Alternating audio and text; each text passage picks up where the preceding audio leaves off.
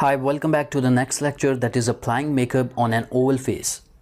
And the first step is contour your forehead and below your cheekbones. Contouring will create balance by emphasizing the center of the face and minimizing the forehead.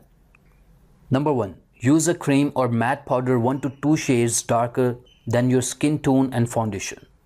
Number 2. Use foundation to shade the areas you would like to reshape or define, such as your chin, nose, forehead, and cheekbones. Number 3. Slightly contour the sides of your forehead to make your hairline look narrow. Number 4. Contour below your cheekbones. Start from your ears and stop in the middle of your cheek. And now the next step is highlight the middle of your forehead and chin. Then, using a C-shaped motion, move your makeup brush from the center of your forehead down the bridge of your nose and from your brow bone to your cheekbones. To brighten up the area around your eyes, highlight under your eyes and along your brow bone. And now the next step is apply blush on the apples of your cheeks. Begin at the apple of your cheeks and blend upward with a blush brush.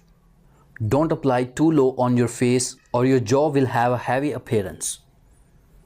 And now the next step, apply a soft and natural color eyeshadow like taupe. Contour your eyelids with a bronzer to give them more definition.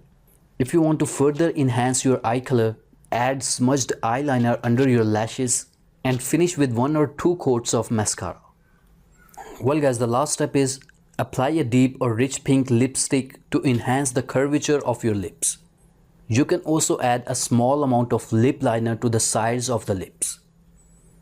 Alright guys, this lecture is all over and the section as well. I hope you understand. And in the next section, I'm going to teach you how to apply blush for your face shape. So see you in the next section.